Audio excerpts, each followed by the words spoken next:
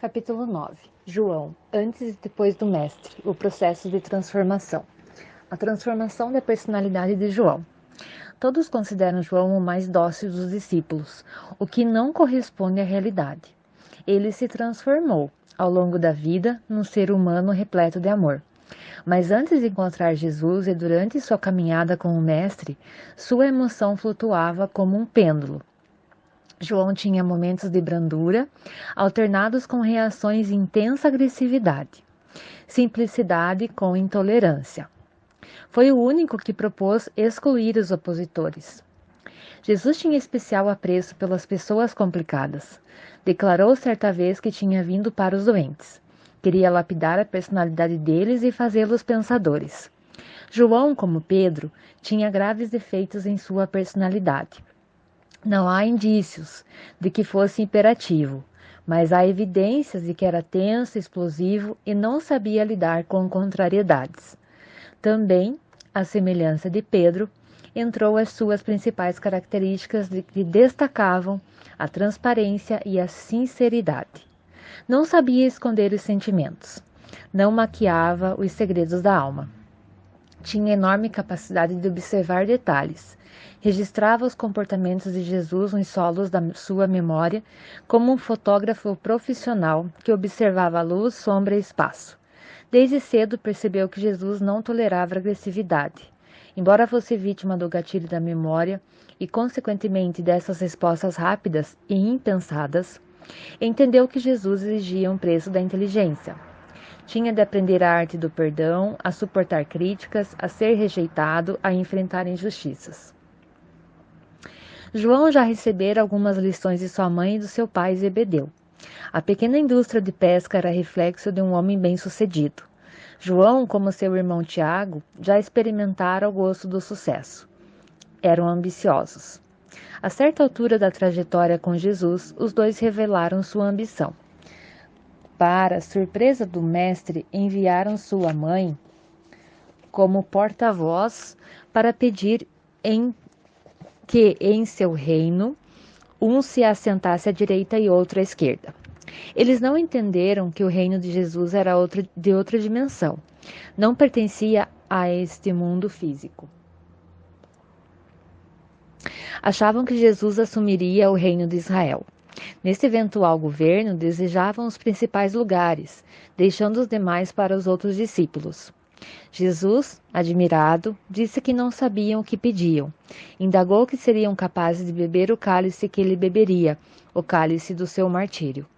Precipitados, eles responderam que sim. Provavelmente pensaram que se tratava de um cálice de vinho, como brindariam a vitória do Mestre.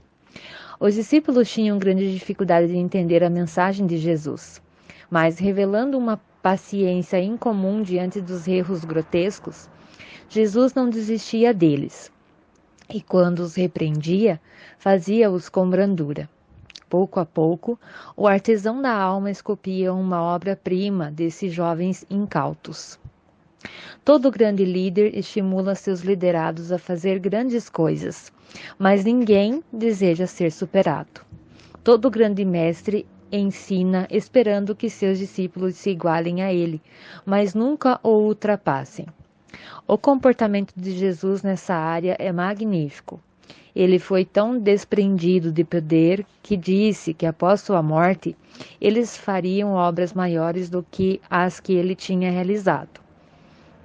Jesus desejava que João e os demais discípulos tivessem a mais legítima e sólida ambição. A ambição de amar as pessoas intensamente, aliviá-las e ajudá-las a compreender que são especiais para Deus, independentemente de sua falibilidade, dificuldade e condição social. João ficava estarrecido ao presenciar o cuidado carinhoso de Jesus com as pessoas. O mestre tratava os miseráveis com a mesma atenção que dava aos líderes de Israel. Foi capaz de parar uma multidão só para conversar com uma mulher que há anos sofria de hemorragia. Interrompia comitivas e estendia as mãos para os mendigos, como se eles fossem pessoas mais importantes do mundo.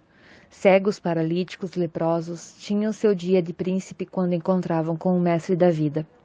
A humanidade de Jesus produzia laboratórios que chocavam a emoção contida de João. Os fariseus diziam que Jesus era um louco, ameaçavam prendê-lo e matá-lo, mas Jesus não se perturbava e os tratava com mansidão. Em vez de exortá-los, contava-lhes uma parábola para abrir as janelas de suas inteligências. João bebia continuamente da afetividade e da sabedoria de Jesus. As matrizes doentias do inconsciente desse discípulo foram reescritas lenta, mas consistentemente. No começo de sua jornada, pediu a Jesus para eliminar os opositores. Dar a outra face não estava registrado no dicionário de sua vida. Aos inimigos, a punição exemplar, mas o tempo passou e ele foi contagiado pelo amor de Jesus. João começou a enxergar as pessoas com os olhos do coração. Olhava-as além da cortina de seus pensamentos. Passou a entender que por trás de uma pessoa agressiva, falsa, arrogante, havia alguém em conflito que tivera uma infância infeliz. Deste modo, à intolerância foi dado espaço à gentileza, o julgamento precipitado à compreensão.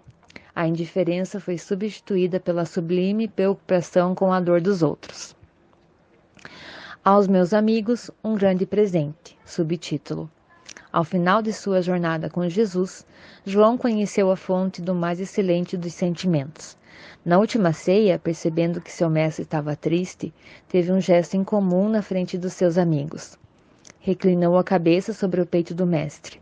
O jovem impetuoso aprendera rapidamente as lições de amor. Reclinando sobre o peito de Jesus, João agradecia silenciosamente tudo que o mestre tinha sido para ele. Revelou um amor que ultrapassava os limites da racionalidade. Não poderia voltar para o mar da Galileia, pois tinha aprendido a navegar em outras águas. Com Jesus, ele poderia enfrentar dificuldades maiores do que as tempestades do mar, mas sua vida só teria sentido se estivesse ao lado do seu mestre. Aprendeu que não é o tamanho das tempestades que determina a solidez da segurança, mas a certeza do abrigo.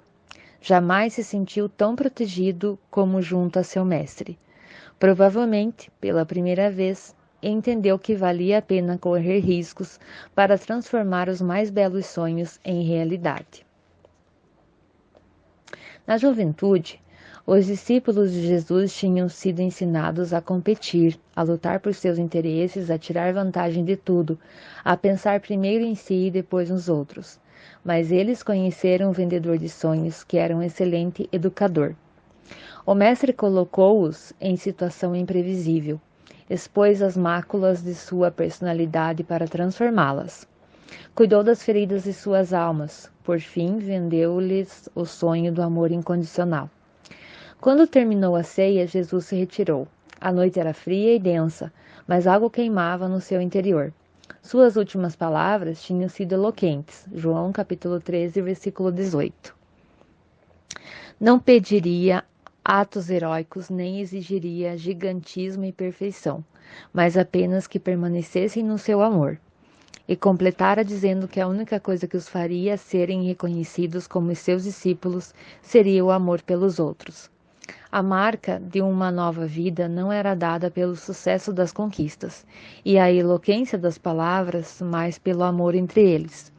Sem tal amor, tudo o que fizessem seria estéril e sem vida. E continuou. Disse que não considerava seus discípulos seus servos, pois um servo desconhece o que está oculto no pensamento do seu senhor. E ele os considerava seus amigos, pois os amigos sabem o que está no coração um do outro. Jesus fez os jovens galileus seus amigos íntimos. Confirmou isso dizendo que não há maior amor do que dar a vida pelos seus amigos. Com essas palavras, deixou uma mensagem espetacular. O ápice da relação do ser humano com Deus é a amizade. Muitos querem ser servos e escravos de Deus, mas Deus quer amigos para segregar-lhes do coração seus sentimentos. Muitos querem ser súditos do Mestre dos Mestres, mas Ele quer amigos que conheçam as vielas do seu ser. Muitos mostram reverência diante de Deus, mas não sabem que a maior reverência é tornar-se um amigo íntimo. Após essas palavras, Jesus prometeu-lhes algo impossível de ser observado pela investigação psicológica. Prometeu-lhes enviar um Consolador, o Espírito Santo, que poderia lhes dar força na fraqueza, segurança nas tormentas, alegria nas prisões. A ciência se cala diante dos fenômenos que envolvem o Espírito Santo, por ser uma questão que entra na esfera da fé, da experiência pessoal, da crença individual. Apenas podemos dizer que, indubitavelmente, após a morte de Jesus, os jovens frágeis e amedrontados deram um salto intelectual e emocional sem precedentes. Tornaram-se destemidos, intrépidos, ousados. Tiveram atitudes que nos deixam boquiabertos. Cantavam nas prisões, alegravam-se nas perseguições e revelavam tranquilidade no martírio. Os segredos que teceram a personalidade dos discípulos são fascinantes.